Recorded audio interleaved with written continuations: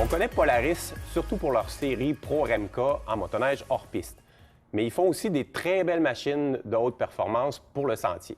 Francis, de RPM Rive-Sud, qu'est-ce que tu nous as amené aujourd'hui? Aujourd'hui, je vous ai amené un beau XC 137 de Polaris. Ça, c'est une motoneige 2 temps pour sentier de performance. Parce que, comme tu disais, Polaris, le leader dans le hors-piste. Mais dans le sentier, ils font aussi de très, très bonnes machines. Le Indy.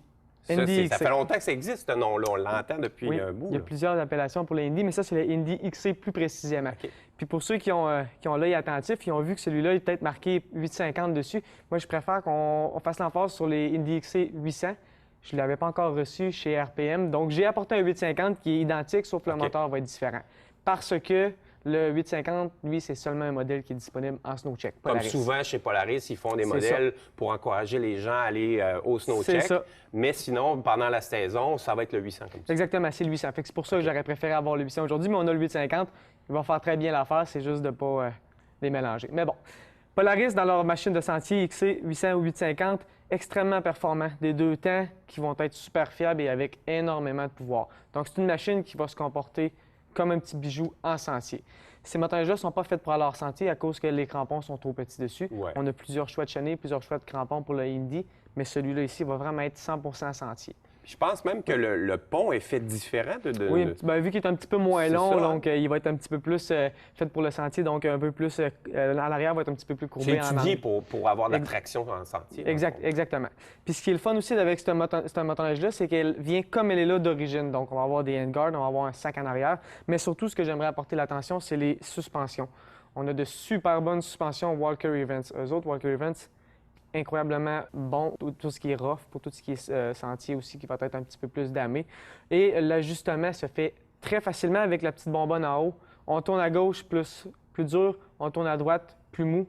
Donc, les gens font des essais, puis dépendamment aussi, s'ils arrivent dans un sentier un peu plus raide ou ils décident d'aller plus sportif aussi. Oui, exactement. Puis ça, c'est les suspensions Walker Events. Ils les ont en avant et aussi en arrière. Derrière c'est les aussi. deux, exactement. OK. J'aimerais aussi porter l'attention aussi quand je parlais du 850 tantôt, c'est que les modèles de SnowCheck, eux autres, pour ceux qui ne le savent pas, c'est seulement disponible de mars à avril. OK. Pour l'année d'après. Donc, eux autres, ils se prennent comme un an d'avance, mais en SnowCheck, on a accès au Polaris Patriot 850, qui est un moteur exceptionnel, vraiment plus fort que le 800. Il y a une bonne différence, même si c'est juste 50 cc, mais seulement disponible durant les SnowCheck. Donc, les gens qui veulent avoir le 850, il faut qu'ils se préparent au printemps prochain. Exactement, comme celui-là ici a été commandé au printemps. Puis on parle de quel châssis sur cette machine? Ça, c'est le châssis Axis. C'est le même châssis qu'on a sur les motoneiges de montagne pour RMK. C'est un châssis qui est étroit, qui est extrêmement pratique. Dans le sens pratique, qu'est-ce que je veux dire par là? C'est qu'on démanche le panneau sur le côté, on a accès à tout.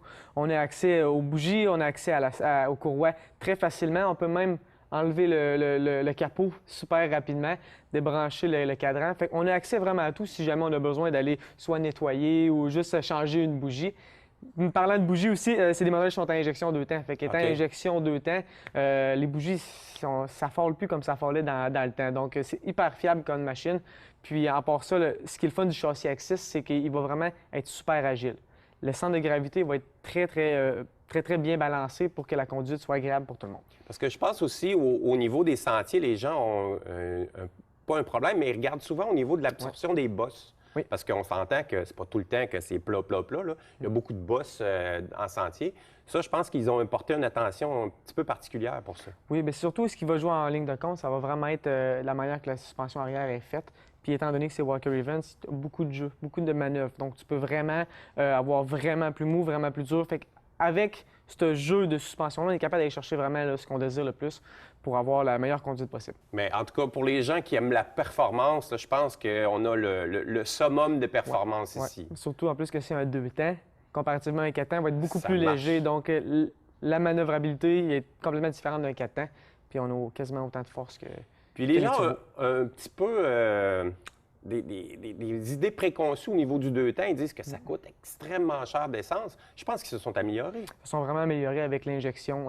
Ça coûte pas aussi cher que ce que le monde pense. C'est sûr qu'il faut avoir de l'huile comparativement à un 4 temps. Oui. Ça aussi, je pense que l'huile, la consommation d'huile a baissé. A baissé énormément aussi. Tout est contrôlé électroniquement avec l'injection. Donc, on se casse pas la tête avec ça. On s'achète une pinte d'huile, on met de l'huile là-dedans, on met du super, puis après ça, on roule. Puis l'économie est très, très bonne pour ces machines-là. Excellent. Puis ça, vous en avez beaucoup en inventaire? Plusieurs en inventaire, exactement. Venez nous voir chez RPM. Et merci, Francis. Ça me fait plaisir.